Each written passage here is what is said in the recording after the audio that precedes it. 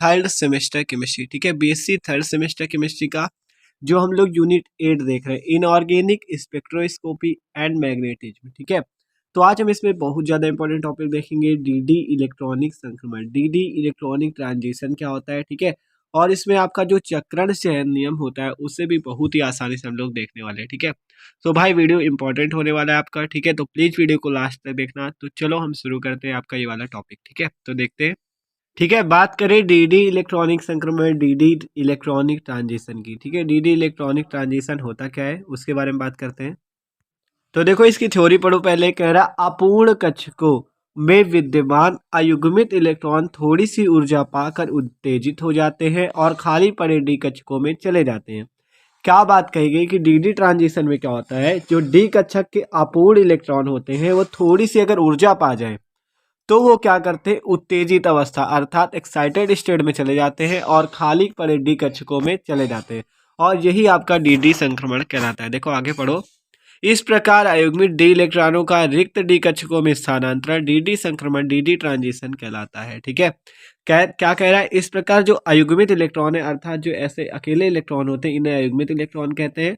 ये क्या करते हैं, डी इलेक्ट्रॉनों का डी कक्षकों में स्थानांतरण डीडी संक्रमण कहलाता है। अभी आपको एग्जाम्पल से भी समझाएंगे, ठीक है, क्या होता है डीडी संक्रमण, ठीक है। क्या कह रहा है, इस प्रकार अयुग्मित डी इलेक्ट्रॉनों का रिक्त डी कक्षकों में स्थानांतरण, ठीक है, जो रिक्त डी कक्षकों में जाना वो क्या कहलाता है, डीडी ट्रांजिशन, डीडी संक्रमण। आप कह रहा है डीडी संक्रमण में हुआ अल्प ऊर्जा का अवशोषण दृश्य क्षेत्र से होता है। क्या कह रहा है, डीडी संक्रमण में हुआ अल्प ऊर्जा का जो अवशोषण होता है वो कौन से क्षेत्र से होता है, दृश्य प्रकाश से, एवं वापस हुआ प्रकाश रंगीन होता है, ठीक है। अभी आपको एग्जाम्पल से भी समझाएंगे, अभी केवल थ्योरी पढ़ो, ठीक है। आप कह रहा है, ठीक है, कह रहा है डीडी ट्रांजिशन में हुआ जो अल्प ऊर्जा का अवशोषण होता है, मतलब उसको जो ऊर्जा शोषित कर रहा है जो इलेक्ट्रॉन, वो दृश्य क्षेत्र से होता है एवं वापस हुआ प्रकाश रंगीन होता है। आप कह रहा है संकुलों में डीडी संक्रमण अथवा लिगेंड क्षेत्र संक्रमण, कह रहा है डीडी संक्रमण कह सकते हो या लिगेंड क्षेत्र संक्रमण अवरक्त दृश्य अथवा अल्ट्रावायलेट या कह सकते हो पराबैंगनी क्षेत्र के संभव है, ठीक है। अब ये हो गई थ्योरी की बात, आप थोड़ा आपको एग्जाम्पल से समझाते हैं तो ये ज़्यादा अच्छे से समझ में आएगा, ठीक है। देखते हैं। तो देख सकते हो ये आपका एक डी ऑर्बिटल है। क्या है डी ऑर्बिटल, डी ऑर्बिटल में क्या होता है आपको पता है, 5 कक्षक होते हैं, 1 2 3 4 5, जिसमें पहले को हम लोग एक्स वाई कहते हैं, दूसरे वाले को वाई जेड, तीसरे को जेड एक्स, चौथे के जेड स्क्वायर, पांचवे के X square minus Y square. इतना आपको अभी शुरुआत वाले वीडियो पे भी बताते आ रहे हैं, ठीक है। तो इतनी बात आपको बता। अब कह रहा है डी कक्षक में कोई अयुग्मित इलेक्ट्रॉन अर्थात अकेला इलेक्ट्रॉन, अयुग्मित का मतलब समझते हो, देखो जो अकेला इलेक्ट्रॉन होता है उसे अयुग्मित कहते हैं, और जो ऐसे दो होते हैं उसे कहते हैं युग्मित, अर्थात जो जोड़े में हो और जो जोड़े में ना हो, ये बात होती है, ठीक है। अयुग्मित मतलब जोड़े में ना हो।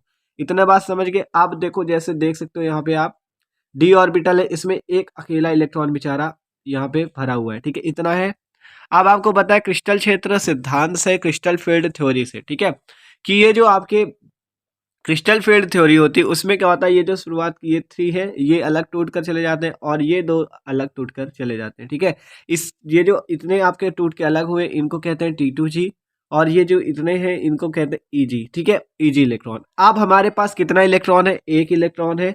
ये एक इलेक्ट्रॉन जो है ये आपकी इन शुरुआत वाले कक्षकों पे ही देख सकते हो भरा जाएगा, ठीक है। तो देख सकते हो T2G पे आपका एक इलेक्ट्रॉन यहाँ पे आप देख सकते हो, ठीक है। तो T2G पे एक इलेक्ट्रॉन भरा, इसलिए हमने यहाँ पे देख सकते हो दिखा रहे हैं T2G पे 1 इलेक्ट्रॉन, EG पे कितना 0 इलेक्ट्रॉन, क्या, क्योंकि यहाँ पे एक भी इलेक्ट्रॉन नहीं है, ठीक है। तो T2G पे 1 इलेक्ट्रॉन है, EG पे सॉरी T2G पे 1 इलेक्ट्रॉन, EG पे 0 इलेक्ट्रॉन। तो ये आपकी जो है मूल अवस्था है, या कह सकते हो आपकी कैसी अवस्था है, आपकी मूल अवस्था है, ठीक है, ग्राउंड स्टेट है। तो आप देखो बात करते देख सकते हो यहाँ पे, ये आपकी देख सकते हो यहाँ पे मूल अवस्था थी, ठीक है। तो देख सकते हो ये आपका अभी ये मूल अवस्था जो ये ग्राउंड स्टेट आई थी इसी को यहाँ पे दिखाया गया, EG पे 0 इलेक्ट्रॉन और T2G पे आपके 1 इलेक्ट्रॉन, ठीक है। ये आपकी मूल अवस्था है, ग्राउंड स्टेट है जो अभी आपको यहाँ पे प्राप्त हुई थी, ठीक है। ये T2G पे 1 इलेक्ट्रॉन, EG पे 0 इलेक्ट्रॉन, ठीक है। इतने तक समझ में आया था। अब मान लो जब इस पे कोई रे आ जाए, इस पे कोई रे पड़ रही हो, तो इसको क्या हो जाता है, इस पे आपको इन इलेक्ट्रॉनों को, ये जो अयुग्मित इलेक्ट्रॉन है इसको क्या होती है, एनर्जी प्राप्त हो जाती है, ऊर्जा प्राप्त हो जाती है, जिससे क्या होता है, जिससे आपका ये उत्तेजित हो जाता है। देख सकते हो यहाँ पे उत्तेजित अवस्था आपको एक्साइटेड स्टेट दिखाई गई है। जब एक्साइटेड हो जाता है तो ये निम्न ऊर्जा स्तर से कहाँ चला जाता है, उच्च ऊर्जा स्तर पे। ठीक है, देख सकते हो ये यहाँ से इलेक्ट्रॉन कूद कर कहाँ पहुंच गया, ये ईजी पे। तो आप T2G पे 0 इलेक्ट्रॉन और ईजी पे कितने 1 इलेक्ट्रॉन हो चुके हैं। तो यही बात कही गई कि जब कोई मान लो रे पड़ती है तो उसको क्या होती है, इलेक्ट्रॉन जो एग्मिट होता है उसको ऊर्जा प्राप्त हो जाती है, और जब ऊर्जा प्राप्त होती है तो वो क्या होता है, निम्न ऊर्जा स्तर से उच्च ऊर्जा स्तर में चला जाता है। ये बात आप देख सकते हो, यहाँ T2G पे इलेक्ट्रॉन यहाँ पे था, अब ये यहाँ से उठकर यहाँ चला गया, तो यहाँ T2G पे 0 इलेक्ट्रॉन और Eg पे 1 इलेक्ट्रॉन हो गया। तो ये इसकी एक्साइटेड स्टेट है और ये इसकी ग्राउंड स्टेट है। ठीक है, तो देख सकते हो ग्राउंड स्टेट हो गई और ये एक्साइटेड स्टेट। तो यही बात थ्योरी में कही गई है। देखो आप पढ़ो, कह रहा अपूर्ण कक्षकों अर्थात जो कक्षक पूर्ण रूप से भरे नहीं होते उन्हें कहते हैं अपूर्ण कक्षक। अपूर्ण कक्षकों में जो विद्यमान अयुग्मित इलेक्ट्रॉन अर्थात अकेला इलेक्ट्रॉन होता है उसको थोड़ी सी ऊर्जा वो पाकर क्या होता है, उत्तेजित हो जाता है, एक्साइटेड हो जाता है और खाली पड़े डी कक्षक में चला जाता है। जैसा कि आपने देखा आपके T2G पे इलेक्ट्रॉन था और Eg पे नहीं था, जब उसने ऊर्जा पाई तो वो T2G से उछलकर कहाँ चला गया, Eg के पास, अर्थात थोड़ी सी ऊर्जा पाकर खाली पड़े डी कक्षक में चला गया। ठीक है, अब आगे कह रहा है इस प्रकार अयुग्मित डी इलेक्ट्रॉनों का रिक्त डी कक्षकों में स्थानांतरण, डी इलेक्ट्रॉन कहाँ चले गए, रिक्त जो खाली पड़े डी कक्षक थे उनमें चले गए। देखो कह रहा है अयुग्मित डी इलेक्ट्रॉनों का रिक्त डी कक्षकों में स्थानांतरण डी ट्रांजिशन कहलाता है। ठीक है, यही बात होती है आपकी डी ट्रांजिशन। आप कह रहा है डी संक्रमण में हुआ अल्प ऊर्जा का अवशोषण, जो ये ऊर्जा शोषित की गई है इलेक्ट्रॉन के द्वारा वो क्या है, दृश्य क्षेत्र से होता है एवं वापस हुआ प्रकाश रंगीन होता है। ठीक है, ये बात हुई। आगे कह रहा है संकुलों में डीडी संक्रमण अथवा लिगेंड क्षेत्र संक्रमण, आप डीडी संक्रमण कह सकते हो या लिगेंड क्षेत्र संक्रमण कह सकते हो। ये अवरक्त प्रकाश, दृश्य प्रकाश अथवा बैंगनी क्षेत्र में संभव है। ठीक है, ये तो इसकी थ्योरी और एग्जांपल से आपको दिखा दिया। ठीक है, ये बात है डीडी ट्रांजिशन की। आप देखते हैं चक्रण चरण नियम। ठीक है, तो ये बात होगी। अब देखो, ठीक है, आप बात करते हैं चक्रण चयन नियम, स्पिन सिलेक्शन रूल। ठीक है, स्पिन सिलेक्शन रूल क्या होता है देखो, तो बात करें स्पिन सिलेक्शन रूल की तो देखो आपको यहाँ पे मूल अवस्था दिखाएगी। पहले आप एग्जांपल से समझो फिर थ्योरी देखेंगे। ठीक है, तो देख सकते हो यहाँ पे इसकी ग्राउंड स्टेट मूल अवस्था दिखाई गई है। एस ऑर्बिटल पे हमने दिखाया कि यहाँ पे 2 इलेक्ट्रॉन है। कितने इलेक्ट्रॉन है, 2 इलेक्ट्रॉन। और ये दोनों इलेक्ट्रॉन, आप ये बात भी जान लो कि ये दोनों इलेक्ट्रॉन युग्मित है अर्थात जोड़े में है। ठीक है, आप देखो बात करें, आपको किसकी बात करें, चक्रण चयन नियम। यहाँ पे आपको चक्रण क्वांटम संख्या की भी बात करनी होगी अर्थात एस की। स्पिन क्वांटम नंबर होती है, आपने पढ़ रखी होगी, नहीं पढ़ी तो वीडियो जाके देख सकते हो, चैनल पे मिल जाएगी। ठीक है, तो स्पिन क्वांटम नंबर की इस पे बात होगी। देखो अगर इलेक्ट्रॉन आपका ऐसे है क्लॉकवाइज तो इसका मान जो होता है वो होता है प्लस का 1/2। ठीक है, प्लस का 1/2 होता है। और अगर इलेक्ट्रॉन एंटी क्लॉकवाइज हो तो उसका मान होता है एस के लिए -1/2। एस का मान उस देखो अगर क्लॉकवाइज तो +1/2, एंटी क्लॉकवाइज तो -1/2। ये बात याद रखो। ठीक है, तो वही चीज यहाँ पे आपको दिखाई गई। देखो कि मूल अवस्था में एस में 2 इलेक्ट्रॉन है, पी में एक भी इलेक्ट्रॉन नहीं है। ठीक है, अभी क्या हो रहा है इस पे देखो, एस इक्वल टू क्या हो रहा है, एस इक्वल टू जो स्पिन क्वांटम नंबर है वो कैसे निकाली जाएगी। देखो इस वाले इलेक्ट्रॉन के लिए आपको बताया क्लॉकवाइज है तो इसके लिए +1/2 मान होता है, तो +1/2। और ये जो एंटी क्लॉकवाइज इसके लिए -1/2, तो +1/2 और -1/2 मिलकर क्या बना लिए, 0। इतनी बात समझ में आ गई। अब देखो आगे बात करते हैं। अब देखो अभी तक तो ये ग्राउंड स्टेट थी, मूल अवस्था थी, लेकिन अब जब ये इलेक्ट्रॉन क्या करे, ऊर्जा कहीं बाहर से पा जाए तो क्या होगा, ये उत्तेजित हो जाता है, एक्साइटेड हो जाता है और ये इलेक्ट्रॉन उछलकर आगे वाले कक्षक में चला जाता है।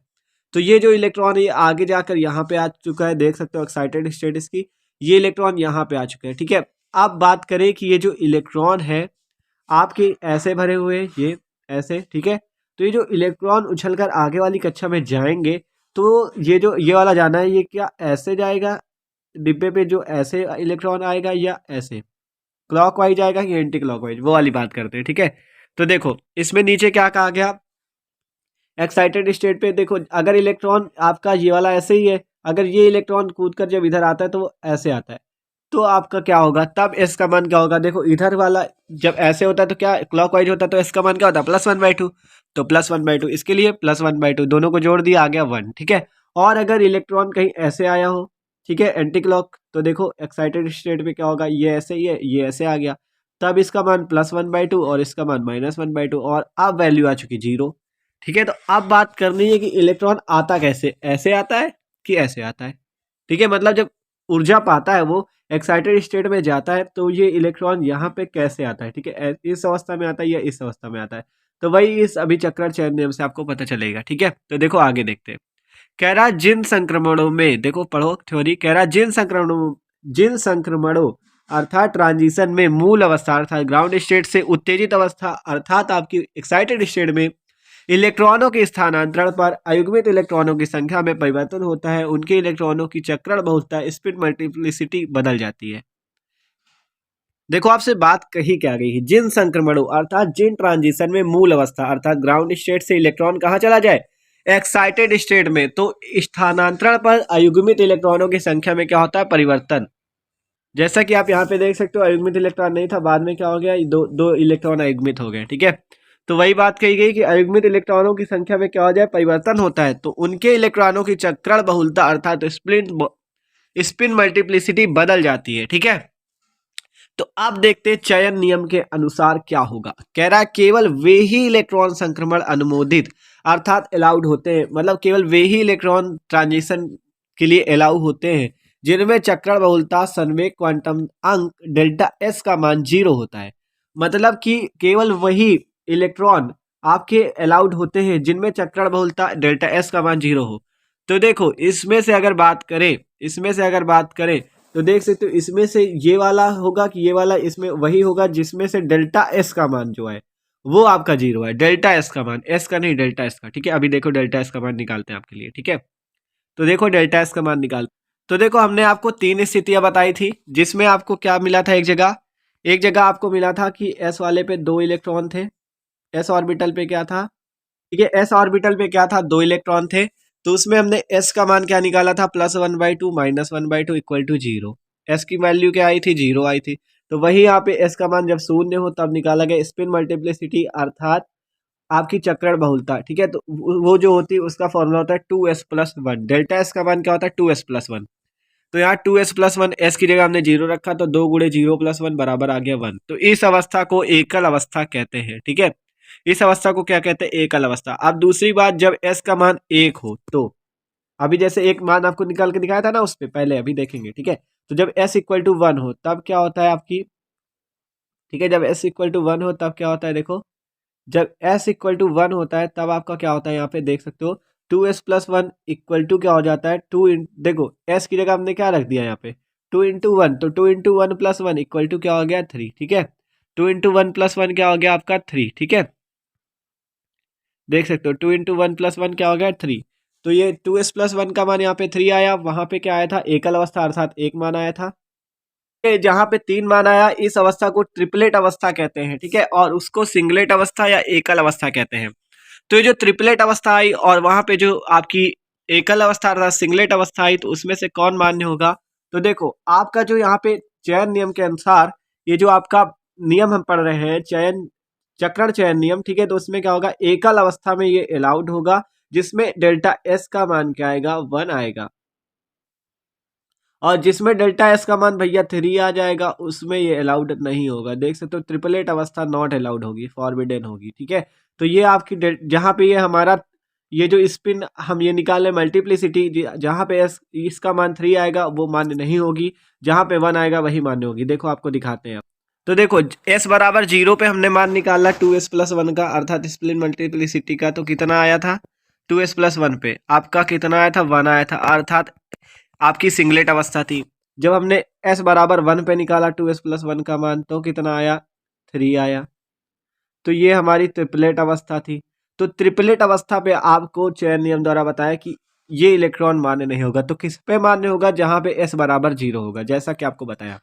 तो यहाँ पे s बराबर 0 अगर आप यहाँ पे भी मान निकालोगे 2s+1 का तब भी आपका कितना आएगा, 1। तो ये वाली अवस्था आपकी मान्य होगी, ना कि ये वाली। ठीक है, यही बात आपकी इसमें बताई गई है। देखो कह रहा है जिन संक्रमणों में मूल अवस्था में, ये तो आपको वाली बात बताई गई थी। ठीक है, आगे कह रहा है केवल वे ही इलेक्ट्रॉन संक्रमण अनुमोदित अर्थात अलाउड होते हैं जिनमें चक्रण बहुलता संवेग क्वांटम अंक डेल्टा एस का मान 0 होता है। तो डेल्टा एस का मान 0 किस में है, आपके इसमें है, और किसमें, इसमें। ये वाला आपका मान्य नहीं होगा, तो ये वाला आपका मान्य, ये पहले ही आपको बता दिया गया। अब आपको विश्वास नहीं तो आपको आगे निकाल के भी दिखा दिया। देखो यहाँ पे 2s+1 की वैल्यू रखी तो 1 आ गया, तो एकल अवस्था पे क्या है, मान्य होगा। लेकिन ट्रिपलेट अवस्था जब x का मान, इसका मान 3 आ जाएगा स्पिन मल्टीप्लिसिटी का, तब ये मान्य नहीं होगा। एकल अवस्था में अलाउड है, ट्रिपलेट अवस्था में नॉट अलाउड। ठीक है, सकते हो ये बात होती है चक्कर चयन नियम स्पिन सिलेक्शन रूल की, ठीक है। तो इस अवस्था में ये मान्य होगा आपका इस वाली पे, ठीक है, इस पे नहीं। तो देख सकते हो भाई ये था आपका डीडी ट्रांजिशन। तो वीडियो अच्छा लगा हो यार तो प्लीज लाइक भी कर देना। Okay, thanks for watching this video.